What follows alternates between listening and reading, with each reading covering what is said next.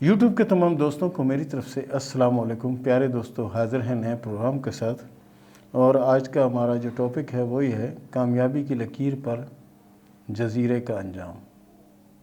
اگر کامیابی کی لکیر پر جزیرہ آ جائے تو اس لکیر کا کیا انجام ہوگا؟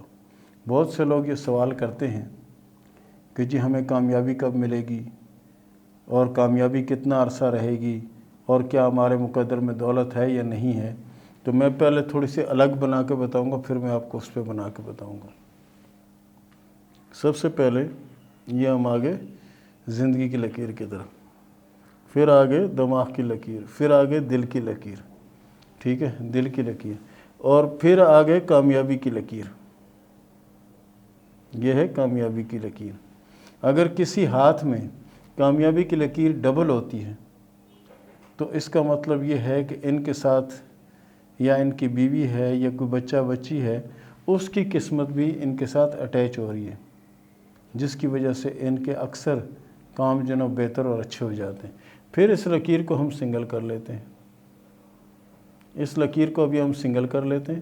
یہ سنگل لکیر اگر کسی ہاتھ میں ہے تو یہ بہت بڑی کامیابی کی علامت ہے، اور اس میں درمیان میں اگر جزیرہ آ جاتا ہے، یہ کامیاب پیریڈ چل رہا ہے اور بیچ میں اچانک جزیرہ ٹپک جاتا ہے، بنے بنائے کام بگڑنا شروع ہو جاتے ہیں۔ فیکٹری ہے تو وہ سیل ہو جاتی ہے، کاروبار ہے تو وہ ختم ہو جاتا ہے، نوکری ہے تو فارغ ہو جاتے ہیں، در پدر ہو جاتے ہیں، اور پھر عاملوں کے پاس، بابوں کے پاس چکر لگانا شروع کر دیتے ہیں، جی کیا ہوا؟ اور عامل بابا جو ہیں، سارے عامل جو ہوتے ہیں وہ برے بھی نہیں ہوتے، اس میں بہت اچھے عامل بھی ہیں اور اچھے بزرگ بھی ہیں، نیک کار بزرگ بھی ہیں۔ کچھ ایسے عطائی لوگ ہیں جنہوں نے اس پیشے کو بدنام کیا ہوا ہے۔ یہ جو لکیر بن رہی ہے، اگر ایسا جزیرہ بن جاتا ہے کسی کے ہاتھ میں، تو ایسے لوگ کبھی اتنی بہت زبردست کامیابی چل رہی ہے اور اچانک زوال آ جانا، اور زوال بڑھتا چلا جاتا ہے، وہ پھر عاملوں کے، بابوں کے چکر لگانا شروع کر دیتا ہے، اور وہ پھر ان کو کہتے ہیں جی تم پہ تعویذ ہو گئے، تم پہ یہ ہو گیا، تم پہ وہ ہو گیا، تم پر یہ ہونے والا ہے۔ تو یہ بیچارے پہلے سے دکھی ہوتے ہیں، ٹوٹے پھوٹے ہوئے ہوتے ہیں، ساری چیزیں بیچ چکے ہوتے ہیں اور مزدوری کی تلاش میں ہوتے ہیں۔ یہ پھر انہی باتوں پہ عمل کرتے ہیں۔ پھر بابا کہتا ہے جی اتنے پیسے لے آؤ، ہم اس کو ٹھیک کر دیں گے، یہ کر دیں گے، وہ کر دیں گے۔ کوئی ٹھیک نہیں ہوتا، سب سلسلہ چلتا رہتا ہے۔ اچانک پھر ان کے حالات دوبارہ بدلنا شروع ہو جاتے ہیں، کیونکہ یہ جزیرے کا پیریڈ گزار کے لکیر آگے نکل گئی تو اس کا مطلب ہے پھر چاروں طرف سے کامیابی آنے لگی، چاروں طرف سے دولت آنے لگی، سارے معاملات آہستہ بہتر ہونے لگ گئے۔ اسی طرح اگر کسی ہاتھ میں، یہ میں الگ سے اس لیے بنا رہا ہوں تاکہ آپ کو سمجھ آ سکے، کسی کے شروع میں جزیرہ ہے تو بہت سخت وقت ان کے اوپر آئے گا، بہت سخت وقت آئے گا، اس کے بعد یہ لکیر چل رہی ہے اس پر جا رہی ہے، سیدھی یہاں سے یہاں جا رہی، تو اس پر ایک اچھا وقت بھی آئے گا۔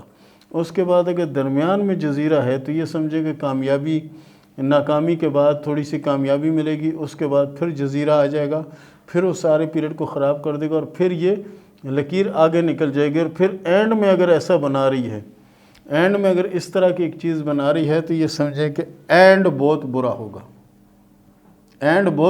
آپ نے سنا ہوگا کسی سے کہ وہی ابھی اس نے گاڑی خریدی، اس کی قسطیں نہیں دی، اس کو بنایا سنوارا، یہ کیا وہ کیا، وہ گھر والوں کو دکھانے کے لیے دروازے تک گاڑی لے کر آیا، جی یہ گاڑی ہے، گاڑی انہوں نے دیکھی، اس کے بعد ڈرائیور کو دی، ڈرائیور جیسے روڈ پہ گیا اور ایک حادثہ ہوا، گاڑی چکنا چور ہو گئی۔